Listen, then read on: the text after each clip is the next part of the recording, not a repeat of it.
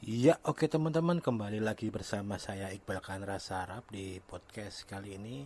Saya akan bahas tentang fenomena itu ya. Sebenarnya juga hal yang umum sih, tapi kalau diomongin tentang data itu memang jadi kelihatan wah ya, bahwa ayam, terutama ayam geprek gitu-gitu menjadi tren masakan di beberapa ojol di 2009 ya.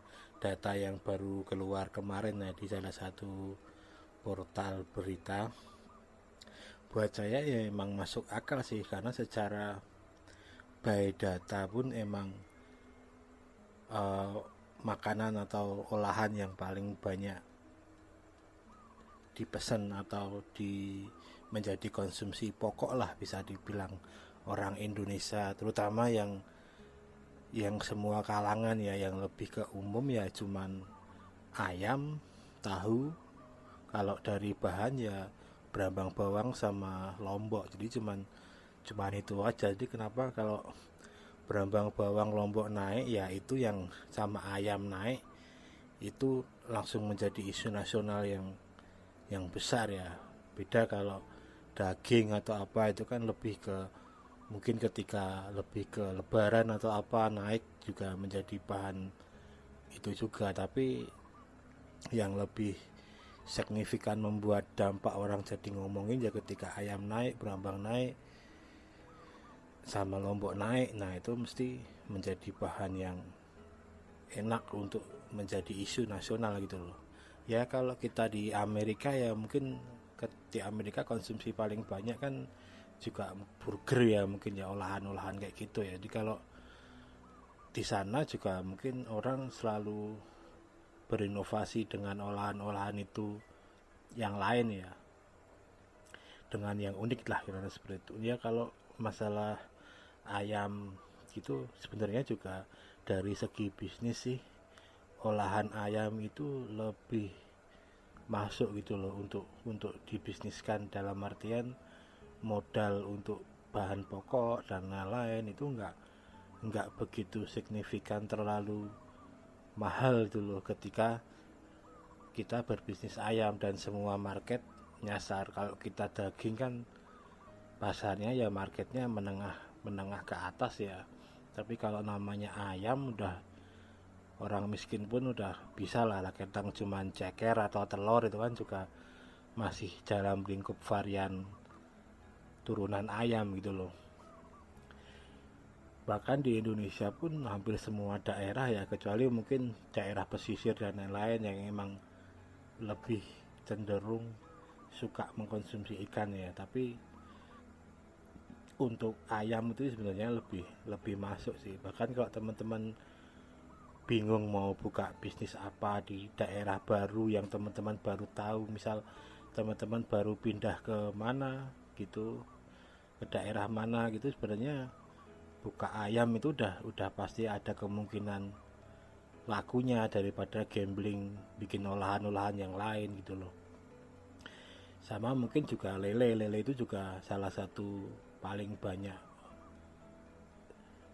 disukai orang juga ya, terutama kalau udah dalam bentuk olahan lah seperti itu, karena lebih masuk gitu loh. Orang yang nggak suka ikan-ikan laut atau apa masuk, makan lele juga masuk gitu loh. Tapi orang yang suka lele, orang yang suka seafood juga makan lele juga masuk. Buat saya sih lumayan menarik ya data yang di share sama Gojek itu, bahwa hampir ada 300 juta pemesanan ayam geprek di sepanjang 2019 ya, dan hampir ada 15 juta transaksi tentang kopi ya. Tentang kopi saya udah pernah bahas di podcast saya sebelumnya ya. Itu emang kok bisa dibilang core long term Indonesia ya, emang seperti itu. Bahkan ayam ini juga bukan bukan bisnis yang buat saya sih sekedar kayak boba kayak apa gitu ya. Beda kalau kita ngomongin ayam, kita ngomongin kopi, itu sebenarnya bukan trennya, itu kan lebih ke tren menjadi viral, itu kan lebih ke menunya apa ya. Tapi dalam daily orang sehari-hari itu udah menjadi konsumsi yang umum, jadi nggak bisa di generalisir terus, wah ini paling tren ini besok udah hilang. Buat saya enggak, sebenarnya cuman olahan aja. Dari dulu olahan dari ayam penyet, terus ayam penyet sempet turun, baik turun dalam artian orang udah nggak hip lagi lah, trennya ke geprek. Sebenarnya kan juga cuman olahan lagi kan, dari ayam penyet ke ayam geprek itu kan, cuman yang tadinya di penyetnya pakai sambel, nah ini di penyetnya pakai cabai gitu kan. Kalau sambel itu kan olahan Lombok yang diolah lah, ibaratnya seperti itulah. Beda kalau dengan cabai itu kan lebih ke pedesnya atau apa, tapi kan core-nya di situ tetap kita ngomongin ayam gitu loh. Tahu itu juga sebenarnya mungkin bisnis yang masuk akal ya di Indonesia ya. Semua kalangan juga kemungkinan besar pasti suka tahu gitu loh. Sebenarnya itu tadi bukan hal yang uh, aneh lagi gitu loh. Kalau mungkin ada data statistik yang lebih general ke semua warung makan atau apa, saya sih bisa pastikan mungkin olahan ayam itu ada di top 1 ya, top 1 makanan di Indonesia ya. Kalau bisa dibilang ayam geprek bisa jadi makanan nasional sih, aku kira sih mungkin sangat-sangat memungkinkan gitu loh. Karena ya mau gimana lagi, semua daerah semua apa emang olahan ayam dan sambal itu menjadi hal yang biasa untuk mereka konsumsi gitu loh. Juga yang menarik lagi sih, dengan 300 juta data pemesanan ayam geprek, berarti kan itu sebenarnya kalau itu hanya satu varian itu ya sebenarnya yang di share ya, sama kopi sama apa tuh tadi saya baca itu. Bayangin kalau dari situ Gojek ambil untung 1.000 perak aja dari itu porsi lo ya, 1.000 perak dari satu porsi aja udah berapa kan jumlahnya kan.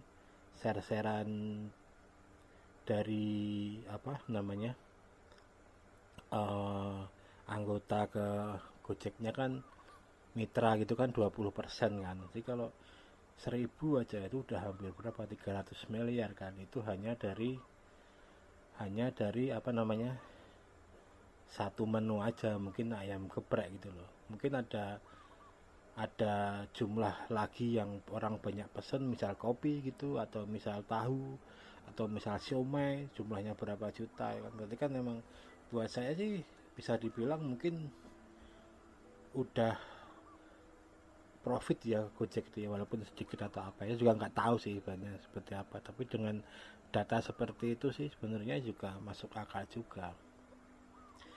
Bahkan kayak fenomena ayam geprek ini buat saya juga menarik ya, dimana sekarang emang yang lagi megang di atas angin sih sekarang emang geprek bensu itu sih, yang buat saya sih masif banget perkembangannya, cabangnya juga ada di mana-mana dan sangat-sangat masuk akal. Juga kayak kopi itu kan, kayak Fure, Janji Jiwa dan lain-lain yang pernah saya bahas itu kan sampai menjabat investment berapa miliar kan untuk bisnis itu. Jadi emang kalau orang udah yang cukong-cukong gitu udah investment banyak atau apa, nggak mungkin mereka biarin tren hipnya ini akan turun gitu loh. Walaupun secara enggak tren pun kopi sama ayam udah menjadi hal yang umum di Indonesia gitu loh. Ya sama kayak Indomie lah ibaratnya seperti itu. Tren warung-warung kekinian Indomie kayak abnormal dan lain-lain itu juga, kalaupun abnormal akhirnya nggak laku atau gimana, juga warung-warung burjo Indomie juga masih tetap survive karena memang itu juga paling banyak orang konsumsi juga. Jadi yang menjadi downtrendnya itu kan hitnya dalam menu itu kan, tapi di tingkat tidak naiknya atau stagnannya yang dailynya juga udah menjadi konsumsi umum. Jadi buat saya juga nggak akan begitu ngaruh, sama kayak nasi lah ibaratnya seperti itu ya. Mau nasi goreng nggak laku juga orang tetap makan nasi kan kalau di sini ya, kurang lebih seperti itulah analoginya. Jadi buat saya lumayan menarik sih data yang di-share sama Gojek tentang ayam geprek yang banyak dikonsumsi. Dan banyak orang yang bilang, wah jual ayam 11.000 sama nasi apa nggak untung ya. Kalau bukan orang yang pernah berbisnis di dunia kuliner atau mungkin hanya sekedar penikmat atau apa ya, mungkin mereka nggak tahu bahwa harga ayam itu berapa sekilonya, sepotongnya, ketika dipotong jadi berapa dijual. Saya kira ini tetap tetap profit ya, nggak mungkin mereka berjualan nggak mau nyari untung gitu loh, kecuali emang niatnya bersedekah gitu kan. Tapi kalau ya 500.000 itu juga untung bagi sebagian orang, terutama saya ya. Saya juga pernah, sampai sekarang juga saya jualan kayak gorengan dan lain-lain, saya jualan lumpia itu juga untungnya cuma 500, cuma 1.000. Tapi kan di setiap bisnis yang dia menjual dengan harga murah, mereka pasti mengejar volume ya. Jadi yang dikejar ya emang volume banyaknya orang pesan itu loh. Mau mereka untung 1.000 atau mereka untung 500 juga, kalau sehari ada 1.000 transaksi gitu juga, atau 1.000 pieces laku itu juga udah ada hitungannya kan, udah bisa dihitung kan. Jadi seperti itu, jangan terus analoginya terus dari sisi kasihan dan lain-lain, nggak make sure kalau saya bilang. Jadi sebagian orang itu bahkan nyari untung juga cuma 100-200 rupiah. Sebetulnya mart itu juga sebenarnya nyari untung berapa itu kalau dia dapat harga langsung dari distributor, paling juga cuma 100-200. Tapi kan volume yang dia dapat dari banyaknya orang yang beli, masifnya cabang itu kan mempengaruhi itu. Jadi faktor kali itu yang dikejar gitu loh. Ada emang sebagian bisnis ya dia nggak mengejar faktor kali ya, dia bisa untung 50% atau bahkan 100%. Tapi jika dikalikan misal 10 kali porsi dengan 100 kali porsi, mungkin untungnya bisa sama. Tapi kan ada orang yang cuma mengejar di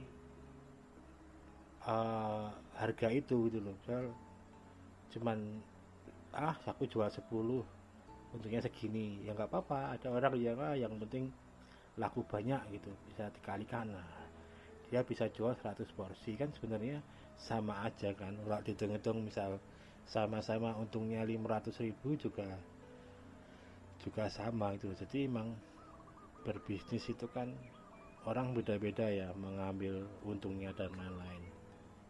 Fenomena yang ayam geprek itu memang masif banget sih kalau saya di Jakarta ini ya. Di tempat saya ini bahkan satu RT ini mungkin 40 ayam geprek ada. Bahkan ada yang satu deret itu ada 5 outlet beda-beda itu, dan semua rame ya. Terutama tren sekarang emang dibantu karena ojol ya, jadi udah ya mau nggak mau ya udah trennya seperti itu. Jadi buat saya sih menarik sih. Juga mungkin ini sebenarnya juga menjadi seperti apa ya, bisa dibilang opportunity dulu buat teman-teman yang mau bikin usaha. Saya kira sih ceruk di dalam olahan ayam terutama geprek atau apa ini masih sangat terlalu luas ya kalau buat Indonesia yang seluas ini gitu loh. Jadi mungkin yang sekarang ini cuma berapa persennya aja bisa sampai segitu, belum benar-benar masif yang menguasai semua itu. Nyonya Suharti atau apa nggak kipas-kipas kan ibaratnya, cuman jualan ayam kan seperti itu. Jogcik di Jogja ada, sebelum tren-tren yang digeprek-geprek itu kan, ada Jogcik, ada Olive, kita kan ngomong ada Popeye gitu. Walaupun saya lebih sekarang tim Olive ya kalau ke Jogja ya. Gudeg itu kan juga pakai ayam ya, seperti itu. Jadi kalau teman-teman mau buka sih masih peluangnya sangat luas ya, terutama di daerah-daerah lain yang memang di situ mungkin belum ada ayam gepreknya gitu kan. Bahkan kita bisa menguasai satu kelurahan aja, itu udah bisa hidup mungkin gitu loh. Pengalaman saya di sini tuh juga sekarang tuh ayam geprek di sini itu jual dari jam 5 pagi teman-teman, kalau teman-teman mau tahu. Jadi mereka itu karena mungkin hipnya orang suka ayam ya, terutama ya. Jadi kalau di sini di Jakarta ini, orang tua ngasih ngasih saku bekal anaknya yang makan itu ya ayam ayam fried chicken, ayam ayam goreng seperti itu. Jadi jam 5 itu udah buka, teman-teman nyari ayam geprek yang buka jam 5 itu udah ada. Offline loh itu, yang bukan, kalau kita ngomongin di ojol ya emang ada yang 24 jam, tapi yang online, yang offline itu buka jam 5 itu udah ada. Dan yang beli ya bocil-bocil SD, SMP, SMA gitu, pada pakai bawahan seragam gitu, atasnya masih pakai kaos biasa, dia belum belum ganti mau berangkat sekolah gitu. Udah banyak banget, udah sering sering banget saya temui gitu loh. Jadi emang saya seperti itu. Dan Lombok sendiri juga menjadi faktor utama ya kenapa ayam geprek itu laris ya di Indonesia. Mungkin kalau nggak pedes orang nggak greget ya. Jadi kita di isu kenaikan dolar tuh mungkin nggak begitu orangnya ya, tapi ketika isu kenaikan Lombok langsung semua keluar-keluar. Jadi ya seperti itulah dunia kalau kita ngomongin yang global, yang universal ya, dari semua lapisan gitu loh. Jadi buat saya sangat sangat masuk akal sih. Kopi itu juga sama aja kan, bahwa sekarang sampai ada yang orang cuma ngejar untung 500 gitu kan, jualan kopi kekinian ya, pakai kopi asli, harganya mereka jual cuma 7.000. Udah saingannya sekarang tuh udah siapa yang paling murah gitu loh, dengan asumsi ngejar volume yang banyak. Karena kalau kalau cuman kita mentok ke harus kopi kekinian atau apa tapi harganya masih mahal atau apa, juga mau nyasar market yang banyak, yang menengah ke bawah masih sangat luas, itu sangat-sangat susah ya. Ada ya sampai yang 5.000 sekarang orang jual kopi kekinian seperti itu. Jadi buat saya emang peluangnya masih sangat besar ya. Tapi kalau misal untuk seperti model boba terus Thai tea atau apa, itu mungkin ya nggak begitu lama. Itu mungkin sekarang bisa dibilang 2 tahun dari sekarang mungkin udah ada tren baru lagi ya. Karena sebelum boba di Indonesia juga udah ada Monte ya, seperti itu. Dan bukan makanan yang wajib atau makanan yang sering orang konsumsi ya. Emang kalau itu murni bener-bener tren ya kalau di sini ya. Mungkin kalau di Cina atau di Thailand atau apa yang emang mereka tiap hari mengkonsumsinya boba atau Thai tea ya, di sana juga bisa dibilang bukan lagi tren, karena emang udah hal biasa kayak orang makan Indomie di Indonesia gitu. Jadi yang menjadi hitnya di sana mungkin ya olahan-olahan barunya aja. Misal kayak lagi ayam-ayam yang apa tuh, yang dari Hong Kong atau dari Cina itu, yang ayam fillet dikasih tepung itu loh, kayak di Sinse apa itu, lupa aku, saya lupa namanya. Gitu-gitu juga mungkin di sana udah menjadi makanan utama ya. Masuk di sini jadinya ngehit, dan lebih ngehitnya ya karena itu, bukan bukan karena menjadi konsumsi utama di sini. Jadi buat saya seperti ini sih, seperti itu sih kurang lebih. Jadi emang bahwa data itu masih menjadi hal yang sangat penting ya buat dalam semua bisnis ya, termasuk apalagi kuliner seperti ini. Ketika kita berbisnis emang kita harus tahu bahan baku paling banyak orang beli, makanan paling banyak orang pesan, seperti itu. Makanya kan startup kuliner yang berbasis data seperti Abnormal dan lain-lain itu, mereka bisa langsung growth-nya, naiknya juga bisa langsung tinggi, karena mereka udah tahu, oh orang suka Indomie, mereka bikin Indomie. Oh orang suka ayam geprek, di menunya ada ayam gepreknya, seperti itu. Bahkan setiap mereka membuat menu itu bukan asal membuat menu sesuai apa yang ownernya suka atau timnya suka atau apa ya. Jadi ya emang menu itu emang banyak orang suka gitu. Jadi ketika mereka dibikin list menu juga itu udah dipikirkan sampai sedetail itu. Jadi kenapa bisa dibilang pasti laku dan lain-lain. Ya kurang lebih seperti itu teman-teman topik saya kali ini tentang data di dunia kuliner dan lain-lain ini. Semoga bermanfaat buat teman-teman semua ya. Insya Allah sih ingin saya sih tahun depan juga mau berbisnis juga di Jakarta ini. Ya doain aja teman-teman moga bisa buka angkringan atau apa di Jakarta ini. Ya selamat pagi siang sore buat teman-teman semuanya. Salam olahraga.